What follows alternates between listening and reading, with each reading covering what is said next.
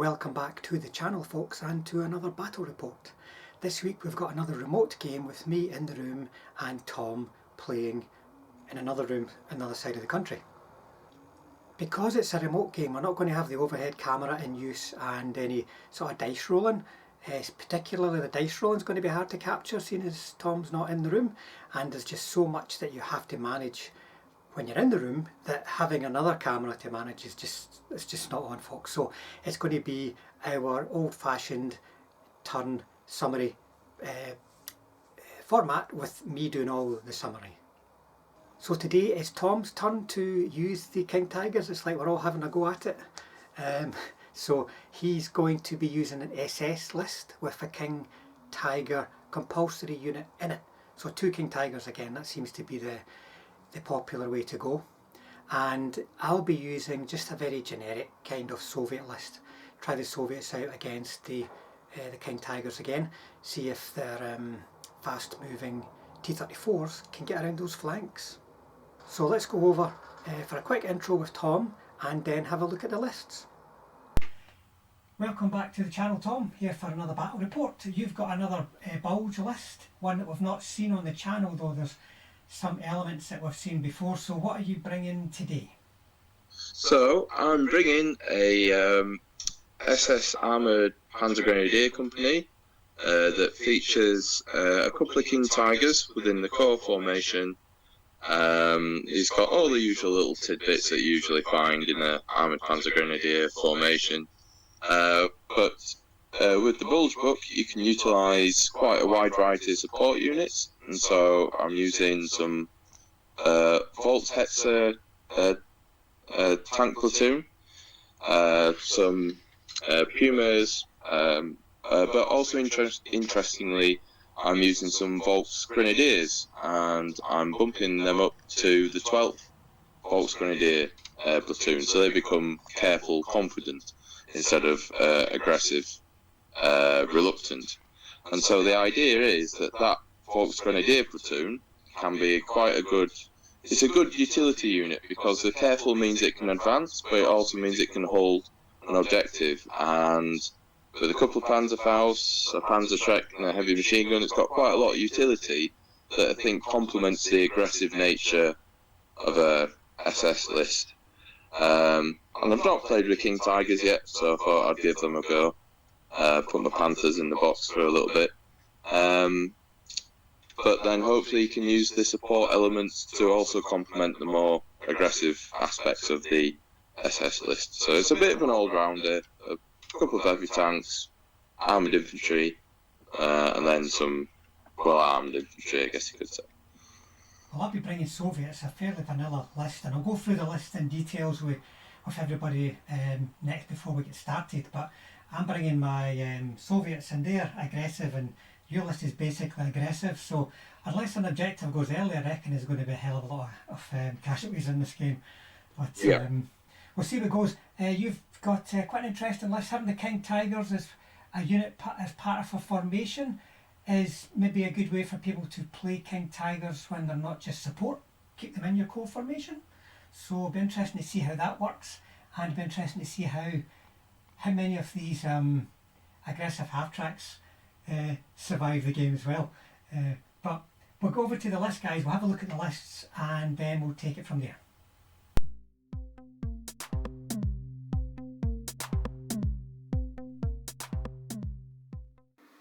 Here is Tom's list for today. Panzer Grenadier list of sorts. You've got the HQ, which you can see right in the centre there. 2 bases plus a half-track, and to the right a platoon, standard platoon, 7 bases plus half-tracks. Now, still part of the formation, you've got a platoon of 2 King Tigers. Now remember, these are SS guys, so the Tigers they motivate on a 2-up basically. They're aggressive but motivate on a 2-up, which is pretty damn good, especially if you can get a reroll from your company commander. And then still within the formation there are 4 Stummel half-tracks and 4 80mm mortar half-tracks. So there's a bit of extra firepower of anti-tank punch or digging out infantry with the Stummels, and smoke barrage plus digging out infantry again, which is probably essential with the mortars. Then 3 Pak 40s. all within the formation. So that's a good, tough, strong, sizable formation, but they're aggressive across the board. Now supporting them, first of all you've got to the front Volksgrenadiers. Now Tom has used a card to get these two veteran, so they're quite expensive compared to the other infantry in the book, but they're veteran. They've got two Fausts compared to normal veterans, and he's bought a Shrek and a heavy machine gun for them. So they're a decent sized unit. I mean, now you've got 9 bases with 3 anti-tank weapons, so they can run after tanks or they can defend against tanks in defensive fire and counter-attacking. Now the guys are careful as well, so they'll be a lot harder to hit. They don't have any armoured transports though, so they could be exposed on the move. Then behind them there is a 2341 platoon. That's the 20mm version that we're more familiar with perhaps as a Puma, and you may see them in the game looking very much like Pumas because I put the wrong turrets on them, folks, but they're the 20mm versions that's getting used in the game. Then a couple of 88s, and then 4 Volks Hetzers. So these guys, it's only 10 points for 4, but they are reluctant, aggressive, they're slow firing, and they're not very good cross checks. So you've got to think carefully about how you're going to use them, but if you can get them in the right place, they've got a total of 8 dice anti-tank 11 front armour 7, so probably quite a useful platoon. So there you go, not a small force at all here, quite a lot of Germans, but a lot of aggressive stuff that's going to be hit on 3 ups, so an interesting list to use. Let's see how that'll work out. Here is the force I'll be using today, Soviets, 2 formations. On the right is a Hero motor rifle formation, which has got the HQ of 2 bases and then 2 platoons of 7 plus Commissar. The one on the right has also got heavy machine gun, and both of them have been given the anti-tank grenades. So that means they've got a way of hurting tanks with decent side armour when they are counter-attacking in assault or launching assaults themselves, but not in defensive fire. And part of that formation is also 6 medium mortars, and that's it. Very simple formation because I spent a lot of points elsewhere. So let's go over to the other side where most of the points are, and that's my Hero T34 formation, which is a HQ of 1 and 3 platoons of 4. And part of that formation is also a platoon of 7 Hero submachine guns. Now the mortars could also be added to the T34 formation. You know, there's different ways of doing it, but the idea about having that infantry type platoon is to keep them on the table if things get dicey. I could have a whole platoon of 4 left, 9 dead, and then lose that whole platoon of 4. Basically, you know, it's one of these units to help you keep you on the table. Now, if I put the mortars over with the 85s, I could have spent the points on the submachine gunners on perhaps bigger platoons. Yep, I could just about, I think, afford bigger platoons with a bit of messing about on the Hero motor rifles, and that makes them even more deadly, because remember, these guys are aggressive but they've got a veteran skill level and they hit on a 2-up in assault, which is pretty nasty. And if infantry are attacking them, in terms of defensive fire, their moving rate of fire is the same as their stationary rate of fire, so pinning them is not going to reduce the fire coming back at you except for that solitary heavy machine gun. Now backing them all up is 1 battery of artillery. This is the only support unit I've got. 4 122mm guns with a wee observer thrown in there too. So it's 2 formations, nothing fancy. You know, there's nothing in this unit which is designed to take on King Tigers, for instance. It's just a lot of aggressive guys, so it's going to take a lot of hits, but it's got certain advantages that I will have to try and use against A, the King Tigers, and B, the large number of Germans that I'll be coming up against.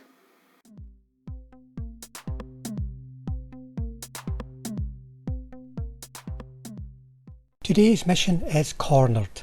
I chose defend and Tom chose manoeuvre, and this is what we got. It's one I've not played myself, I don't believe, so it'll be quite interesting for me. The deployment zones are very simple and straightforward. There's quite a lot of no man's land, and you can see the attacker is stretched down one end and the defender kind of a little bit more than halfway along one side. The deployment zone for the objectives is quite small, but it is quite close to the edge of the deployment zone too, which can present challenges to the defender because it's going to be hard to defend those objectives in depth. When they come under attack, they'll come under attack very quickly. There is a lot of no man's land. That will allow spearhead moves to try some outflanking, because I think that's probably going to be important in this game. Otherwise you're just going to have to ram the entire attacking army down one corner basically. And then reserves, you can see they're coming in on the corner for the defender.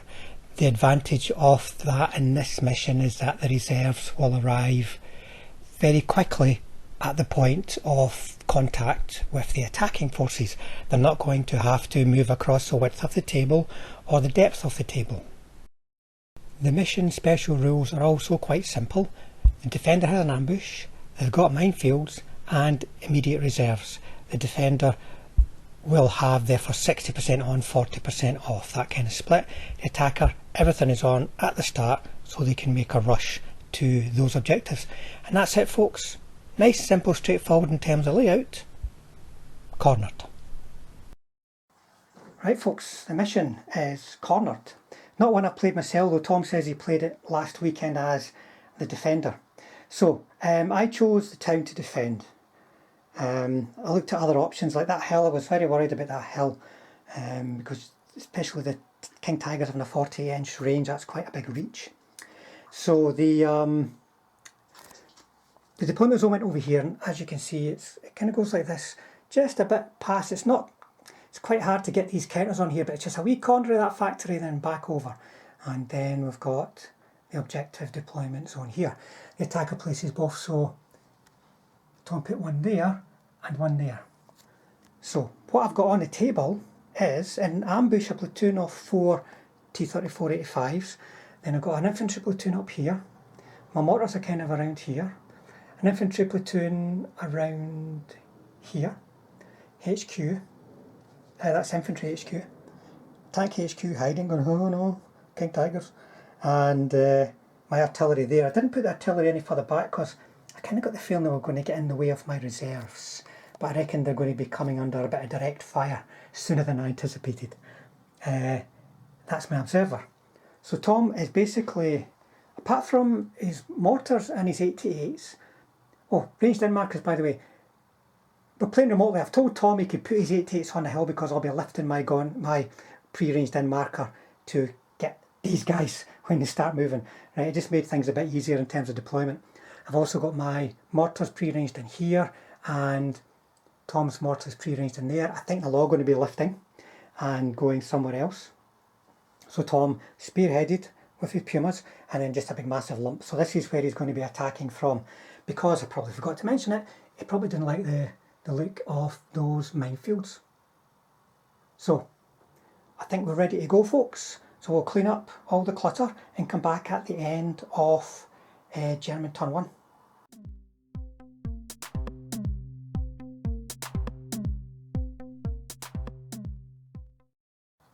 German turn 1. So in terms of movement, it's just dashing. These guys dashed, everybody dashed. They were held back a tiny wee bit by him, but not by much, because of the 8-inch range. You can see his big column coming up, and you can probably see that there as well. That was the main gist of the firing. It was these mortars putting the smoke barrage down. They had the range to get there, and then the smoke coming down here to stop me getting one turn back at him before he gets to have a go at me. So all the other shooting with the 88s, they got 2 hits, but unfortunately I failed to save. So one mortar is away, one mortar gone. So over to me for my turn 1. Soviet turn 1. So this line here is basically preventing me from shooting at this lot. I decided not to do my ambush and roll for reserves, didn't get any reserves. So that just left my mortars over here against the 88s.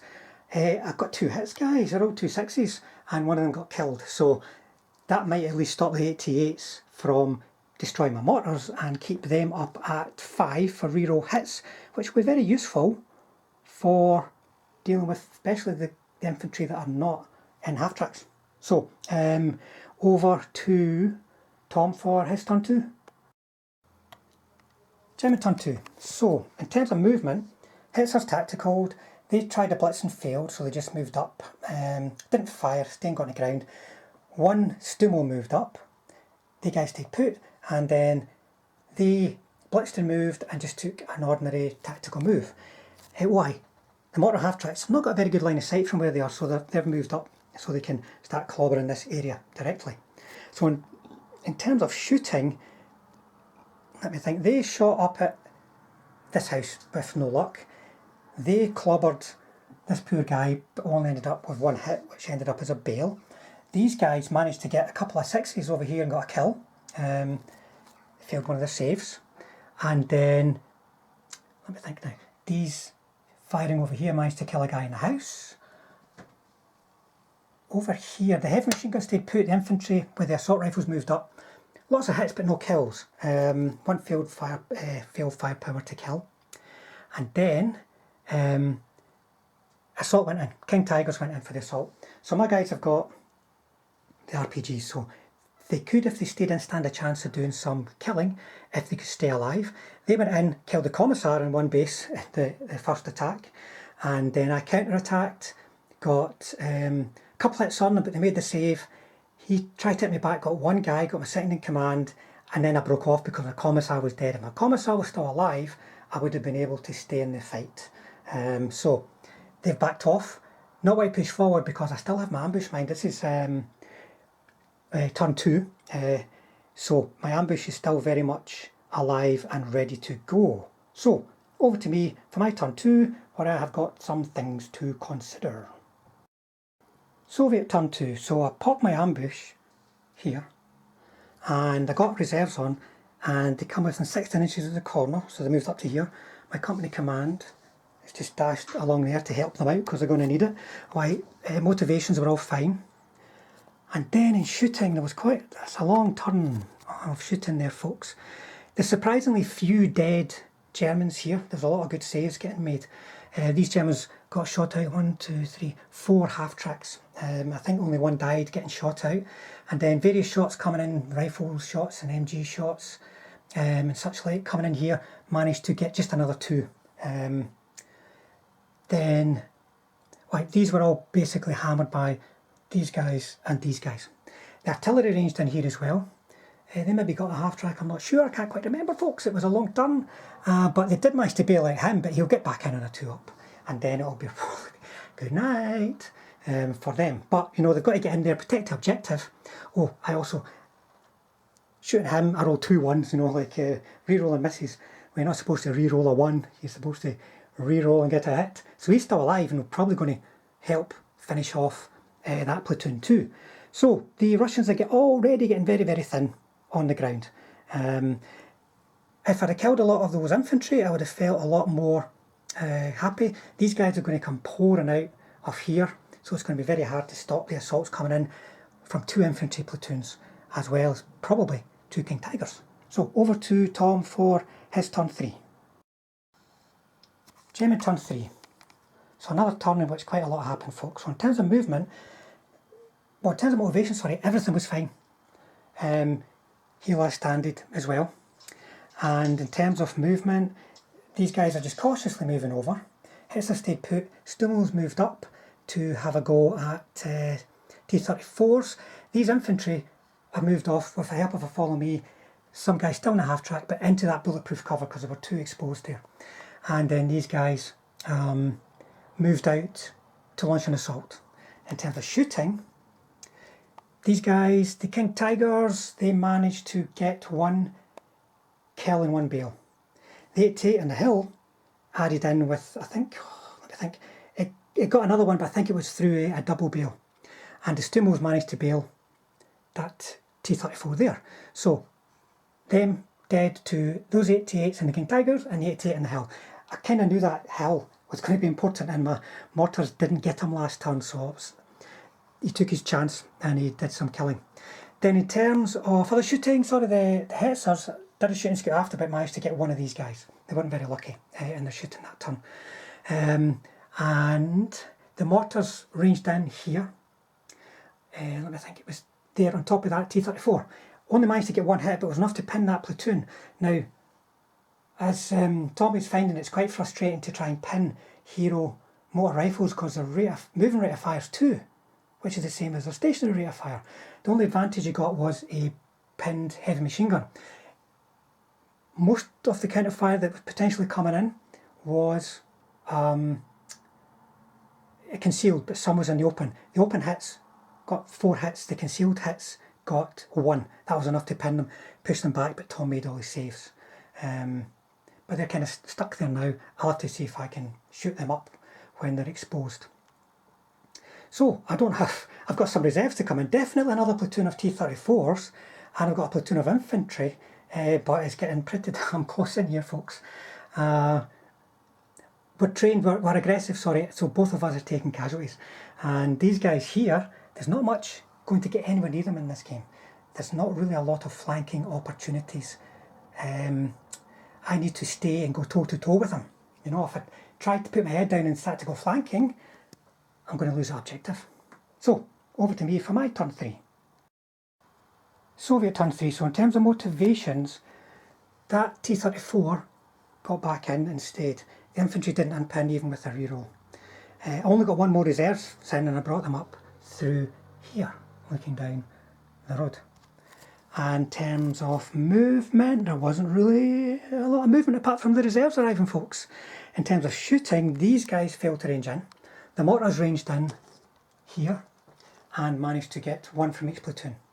These guys here took a buckload of hits but did really well with their saves, but still lost 2. That was coming from here and from some of this platoon. He tried a blitz, by the way, because if he passed it he was going to charge for a side shot. So he just tried a couple of shots at the Stummels and I think he rolled like a 1 and a 3 or something. The Stummels, however, died to concentrated fire from those guys in the hill that subsequently shooted and scooted, and those guys moving up the road. So, having moved back, they're out of line of sight of the 88 and the King Tigers. These guys here though, these T34s, they're exposed. I don't have any more T34s to bring on, just one platoon of 7 submachine gunners. But the initial attack has bounced off me here just now. Whoops, I'm zooming in there, sorry folks. The initial attack has bounced off me there just now, but I won't be able to do anything about those King Tigers. It's really up to the King Tiger just to come in at the right time and finish me off. German turn 4. So in terms of motivations, the 88 stayed, that half-track stayed. Those guys didn't unpin, the Volksgrenadiers, but the SS guys all did unpin. In terms of movement, the SS guys had dismounted and came out of the factory into this factory, getting out with that pre-ranged in marker. The HQ stayed over there for support. He's in a pre-ranged in bombardment though, but he's got to stay up there to help. Now the King Tigers moved up for an assault, but we'll come back to that. The Hetzers stayed put.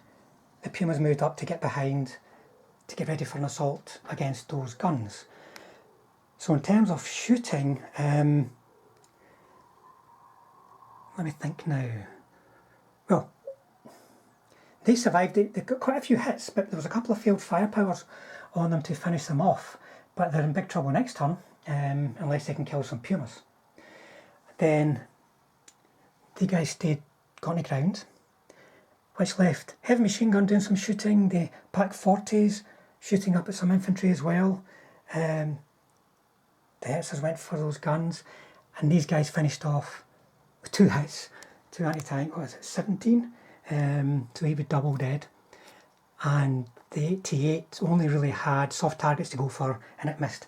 So that left the King Tigers able to do an assault. One didn't get in, failed its cross-check, the other one did get in, and it managed to kill 1 base of infantry, and then it was having to struggle with its own cross-checks, and motivation was fine, and I stayed in the fight as well, and I stayed in long enough, I think, 3 rounds maybe, and eventually I managed to get a bail on him using the anti-tank grenades and the bail was successful, and that ended the assault, and he was captured. So Tom thinks he should have broke off after he went in for the first time and failed to get in with both.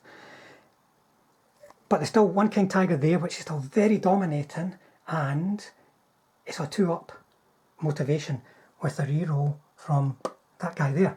So I'm still really struggling to get him anywhere away from that objective. Remember, to win, I've got to get him away from the objective, folks. I can't, it's not just about sitting there. So anyway, over to me for my turn 4, when my last reserves will definitely arrive. Soviet turn 4, turn summary. The last reserves came on, and it was my submachine gunners that came over on this side to deal with the Pumas. Pumas were threatening my 2 remaining guns, for what that's worth. These guys didn't unpin, by the way. So in terms of movement, I've kept my T34 85s behind the hill and the shadow of this to keep me safe from that. I just edged them forward a tiny little bit. Other movement with these guys moving around here, once again to deal with the Pumas. I turned these to face the Pumas. And then in terms of shooting, there wasn't... Well, one significant thing happened really in shooting there, guys. He failed a save. I passed my firepower, then he failed his 3-up warrior save. So the company command's gone, which would have been useful for them, but they could unpin at any time. Would have been useful for him, but he's a 2-up motivation. So in terms of other shooting, these guys didn't get many hits because they have gone to ground or 6s to hit them. The artillery ranged in over there already. Only 2 guys are still under the bases because he's so close to me. So they took various hits, but lots of saves, or I failed my firepower from MG or rifle shots. And then over here, these guys lived a charmed life up until the point of them arriving. The 2 shots got a bail, and then I went in for the assault. Didn't. Only 3 dice to counter fire. I got the wrong turrets on these guys. Sorry. Only 3 dice counter fire, no hits. I managed to get that one, and he broke off. So I just did a wee bit of consolidating around there. So still no closer to getting rid of that guy or coming up with any ideas of how I'm even going to do it. We'll see what Tom can do in his turn 5. German turn 5. So in terms of motivation, they didn't unpin. The 88 stayed. But the Puma, Puma ran away. In terms of shooting, in terms of movement, sorry, he came up for another assault. To get in, if he passed his initial charge, any contact, they wouldn't have to worry about cross checks. As it was before, he was having to fight his way past teams. Some of those teams are now dead. Everything else pretty much stayed put.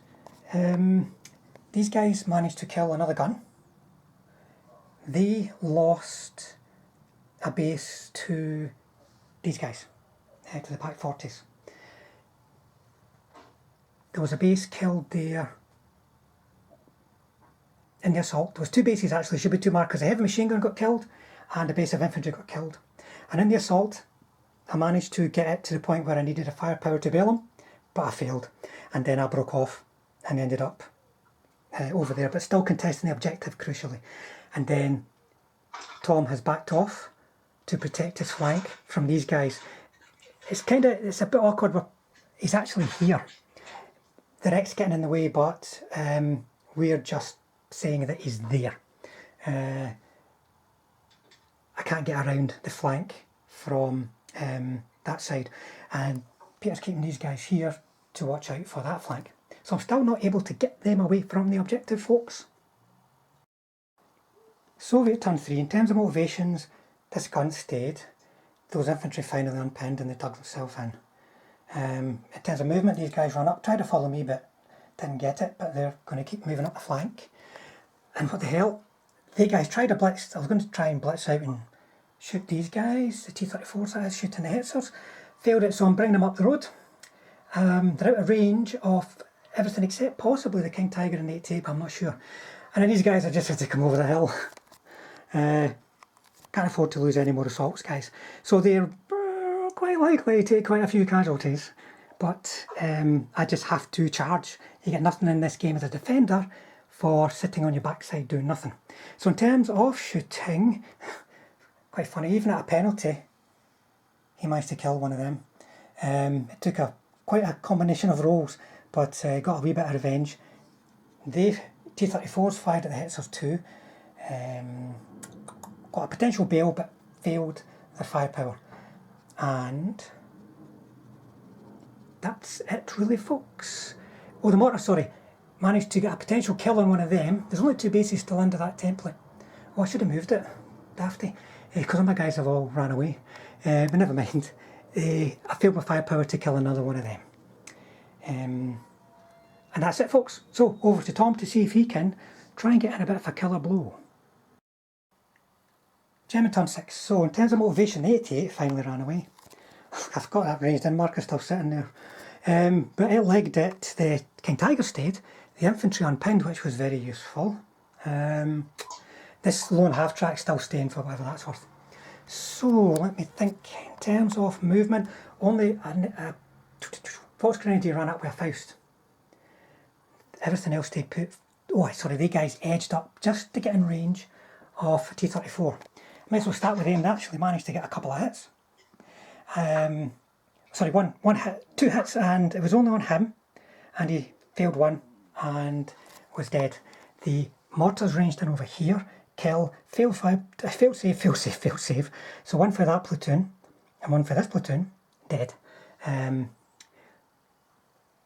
He fired and missed twice against 2 surviving T34s because one of them died to a Hetzer, another one died to this cheeky wee Volksgrenadier with a Faust. He needed a 5 to hit because he was out of command and on the move, but he got it and passed his firepower, so there's only 2 tanks left alive there, folks. Right, so in terms of other shooting, I think that was really it. These guys shooting and scooted, working their way over to just try and keep pressure over there on the objective and also deal with stuff coming down the road. There's plenty of anti-tank now looking down that road too. He passed a shoot and scoot and has moved back to try and protect his flank. So still can't get them away from that objective, folk, and I'm running out of assets. As it is, I have got, I suppose I've got one, my guys are not ready to break yet. Infantry, they're in trouble but not ready to break. The tank's in trouble but not ready to break. But I still cannot get away from that bloody objective. Soviet turn 6. So in terms of motivation, it didn't go very well actually. I don't think I passed any.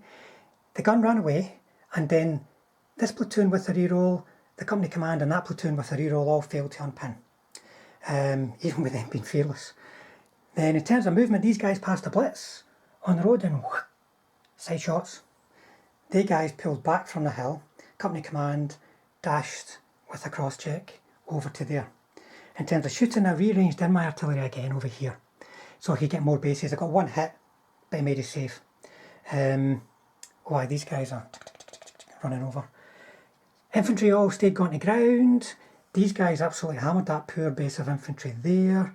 And more importantly, they got 2 out of 3 hits and Tom rolled 2 6s. It's always the way it goes, folks, and I think they're in a wee bit of bother now.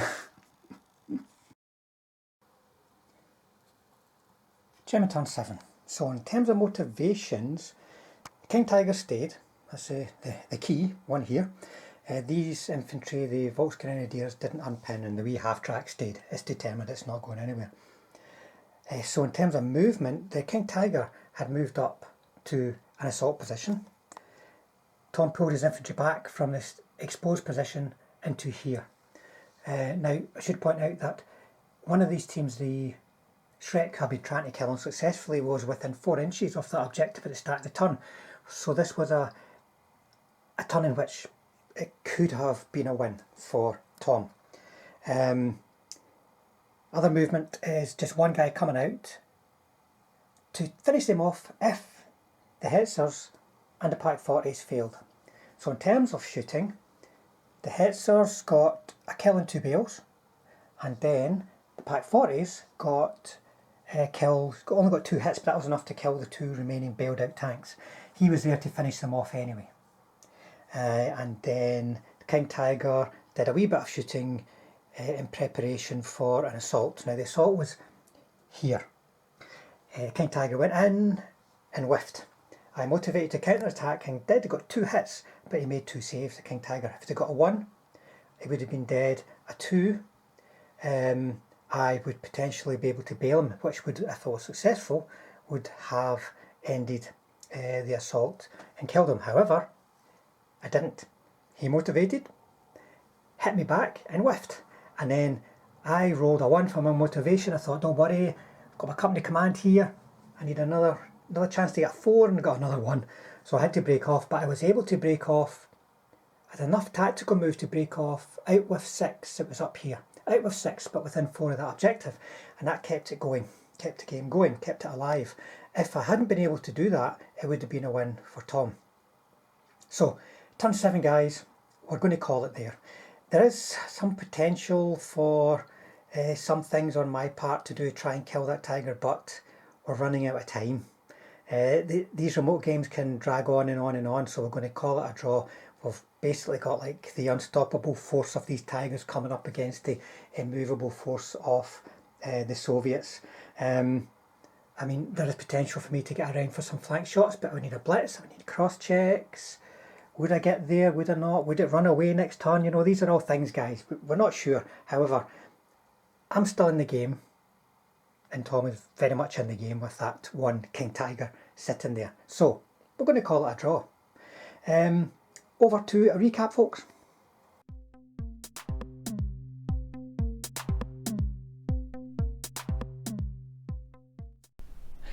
So there you go, folks. It ended up as a draw. I mean, there's still a bit of play left in the game.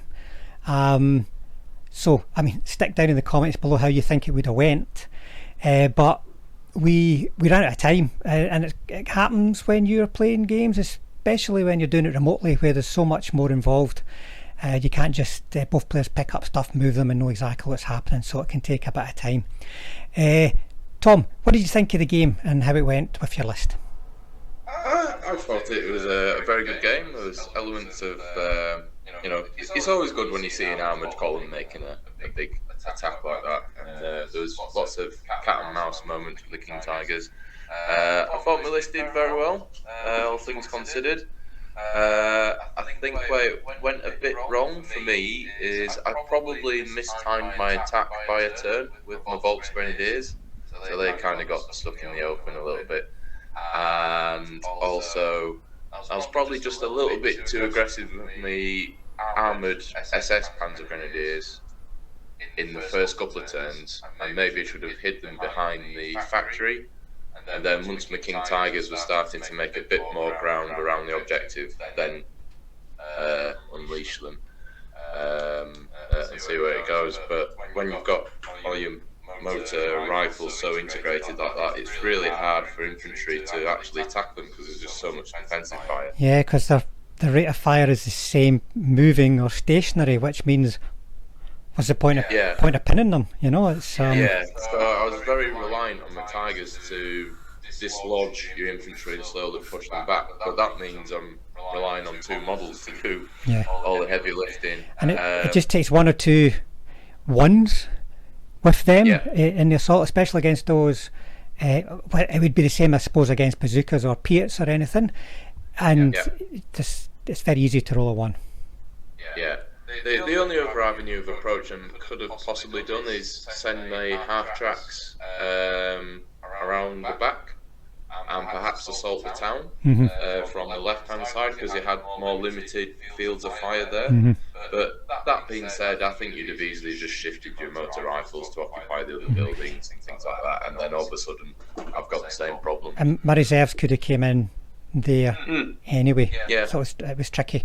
But it is tricky playing with aggressive troops. Wherever you put them, once you go for it, then you're in trouble. What I would have maybe done different for you, one thing would have been to put my smoke barrage down 1 turn later. I know you were worried about the bombardment, but you know, bombardment's quite literally hit or miss. Whereas if you'd put it down just before you were going to move in for the assault, that might have got you the turn you needed, so that my ambush wouldn't have, and my reserves wouldn't have been able to affect your guys on the way in. So that's the only thing I could think of. And then as far as myself, well, my list wasn't the most balanced list. I just put a fairly vanilla list together. So I think it probably did as well as it could, and those hero rifles are just ridiculous. And the one thing I did wrong is where I put my artillery. I don't know if it would have made much of a difference in the game, but I wanted them out of the way of where my reserves would be moving. Because whenever you're reserves coming through a town, it can get a bit chock-a-block. Oh, and of course, the moment where 3 T34s get around the side of a King Tiger, here we go, and the King Tiger just laughs it off. That happened to me in the last game where I played King Tigers against Soviets. It was a 76 and an 85, so obviously the 85 missed and the 76 hit. You know, so that's twice now I've seen in games where the King Tigers have been outflanked but survived. And one thing I did like about the list was the static anti-tank, because I find myself in games, particularly with German, if you've got an armoured force, you quite often protect yourself against the manoeuvrings of your opponent with your anti-tank. So if he moves out to attack you, not necessarily with full rate of fire, anti-tank guns can be shooting back the following turn. So especially 88s, because they've got such a long reach. So I quite like that aspect off the list, but I would never play fearless aggressive guys simply because I never make my fearless rolls anyway.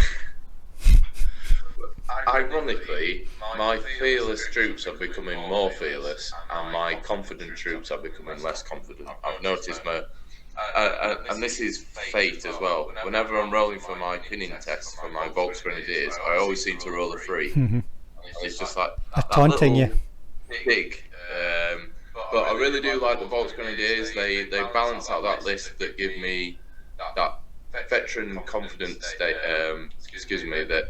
Veteran careful, where if I need to hunker down in some terrain, I can do that. But also, if I can assault properly, they can often make a gap or an opening for armoured assaults to follow through. So they're a good balance to the list. I think in my list in particular, I've been more encouraged to swap the hetzers for flame hetzers, just so I don't have this same issue that I had in this game, where if I was to replay with flame hetzers, the Stummels would be doing the flanking manoeuvre around your artillery, and the flame hetzers would be leading the charge in the town, and then that way I can put pressure on 2 objectives at one time.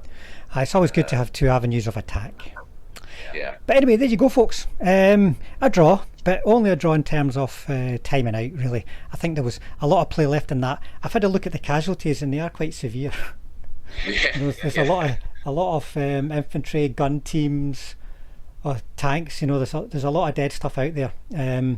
So there was probably a bit of killing left in the game. But anyway, stick down your own thoughts about how you think it maybe would have turned out, or what you would have done next. But that's us, folks, for another game. Thanks for watching, as always. Tom, thanks for playing again, as always. Thanks for having me. And thanks to all the subscribers out there.